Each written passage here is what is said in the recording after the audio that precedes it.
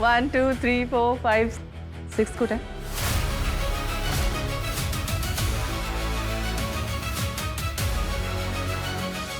Sorry ma'am, under cover असल्यामुळे identity लपवण्यासाठी वेगळे टास्क सुद्धा करावे लागतात आणि तो त्याच्यातच अडकलाय. तो थोड्या वेळात येईलच. मी इथे येणार ते त्याला माहिती नाहीये का? माहीत होतं मॅम, पण second commanding officer Kedar Devki reporting ma'am. जय हिंद. It's okay. वेळेवर येऊन सॅल्यूट ठोकणाऱ्या ऑफिसर्सपेक्षा फील्डवर वेळेत ॲक्शन घेणारे ऑफिसर्स मला जास्त इम्प्रेस करतात. आय होप तू तेच करत असशील. Yes ma'am. कुठे काम करतोस रे? MNN न्यूज चॅनलमध्ये. ओ, मोठा नावाजलेला चॅनल आहे. करत राहा काम. पुढे मागे आपल्याच कामाला येईल नाही का? Yes ma'am.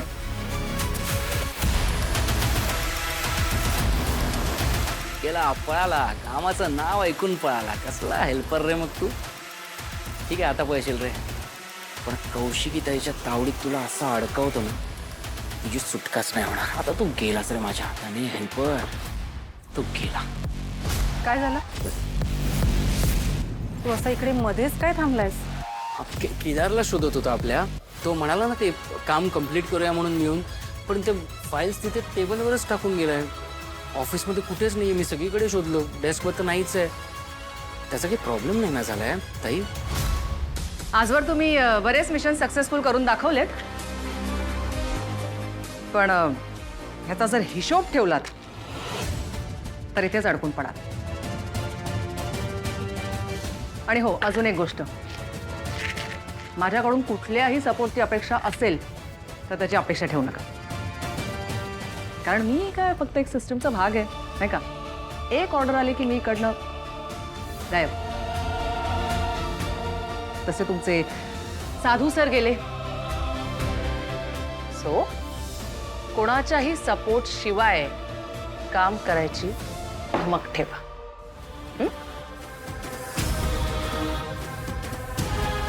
एनिवे, खूप मोठा गुन्हेगार पकडलाय तुम्ही. गुलाब किती दिवस होता कस्टडीत? 14 दिवस. काही बोलला नाही मॅम. का? मॅम, त्याचं इंटरोगेशन सुरू होतं, पण हाती काय लागलं? कारण तुम्ही नियम पाळत बसलात. तुम्ही फक्त इंटरोगेशन करत बसलात, प्रोटोकॉल पाळत बसलात, कायदा पाळत बसलात.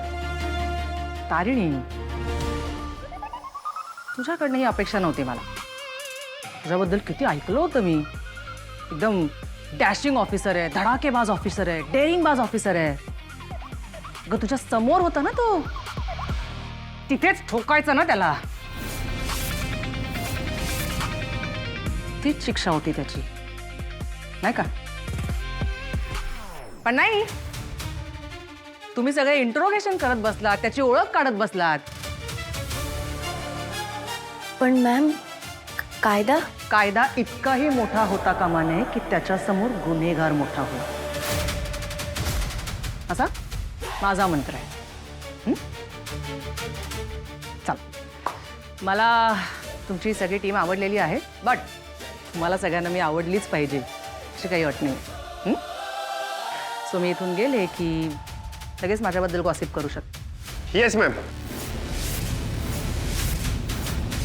आय मीन नो मॅम, आम्ही तसं काही नाही करणार. रिलॅक्स. खरंच करू शकता, पण आधी काम. So get back to work. Ma'am.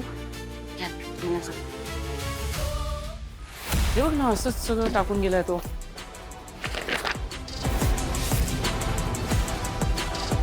पण ताई, काळजी करण्याचं काहीच कारण नाही. ॲक्च्युली खरंच काळजी करण्याचं काहीच कारण नाही. हो, तेच सांगते मी.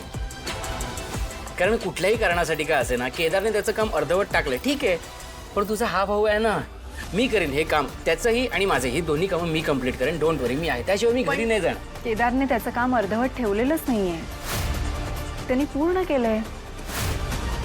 हे बघ, इनफॅक्ट त्यांनी सिरियली सगळं लावून पण ठेवलंय. त्यांनी सुरुवात केली असेल करायला, पण त्यांनी काम पूर्ण केलंय युवराज. एवढ्या पटकन कसं काय असं? दया काकांच्या बाबतीत तो चुकला असला तरी कामाच्या बाबतीत तो हलगर्जीपणा करणार नाही याची खात्री आहे मला. हा, म्हणजे तो तर हुशारच आहे, पण मला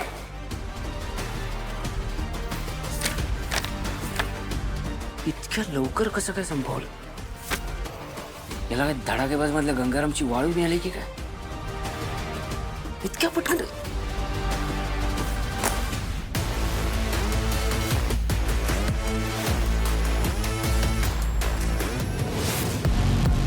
वसुताईबद्दल काही कळलं?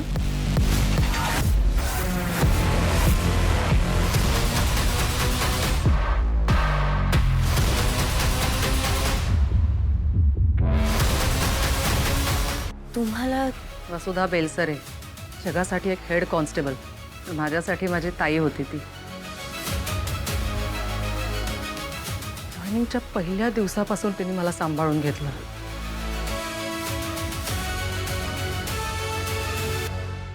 त्याच्याबद्दल जेव्हा कळलं ना तेव्हा खूप मोठा धक्का बसला मला. तिच्यासारखी प्रामाणिक आणि डॅशिंग ऑफिसरनं मी आजपर्यंत पाहिली नाही. तर ते म्हणतात ना, माणसाने काळाबरोबर बदलायला हवं. वसुताई स्वतःप्रमाणे काळ बदलायला गेली आणि हे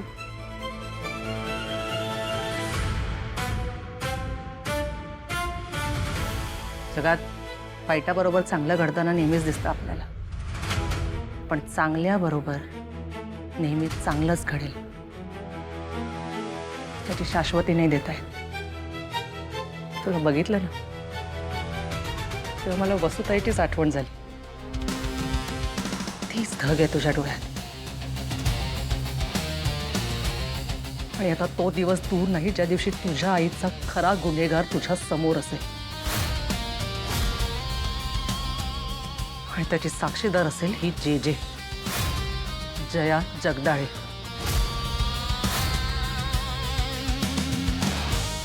आणि एक गोष्ट लक्षात ठेव, जे बोलते ते करते.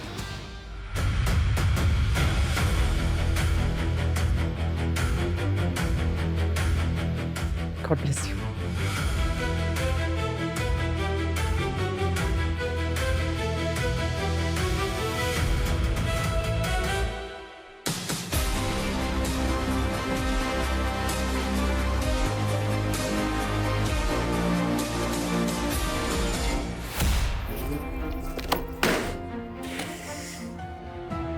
काय करा, काम करा. हेल्पर गेला, मला धंद्याला लावून गेलाय. काय काम असतं याचं अनाथ आश्रमात माहित नाही. अर्ध्यापेक्षा जास्त वेळ तर तिकडेच असतो. त्या कौशिकीच्या मनात आलं ना, तिकडे एक ब्रांच उघडून देईल अनाथ आश्रमामध्ये यायला.